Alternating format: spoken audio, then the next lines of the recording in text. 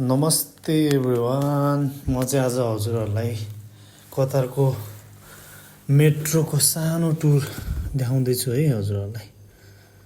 यहाँबाट चट्टा सुरुवात भयो होइन, अनि त्यहाँदेखि यो ग्राउन्ड फ्लोरमा पुगेपछि यहाँनिर एउटा इन्ट्रान्स हुन्छ होइन। यो चाहिँ मेन गेट हो।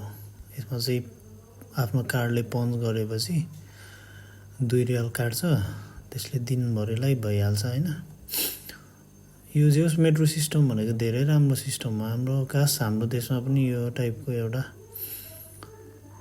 छोटो दूरीको लागि भए पनि हुनुपर्ने हो। जस्तै काठमाडौँ भ्यालीभित्र त्यस्तोतिर भयो भने के अरे रिङ रोडभित्रतिर भयो भने धेरै राम्रो हुन्थ्यो क्या।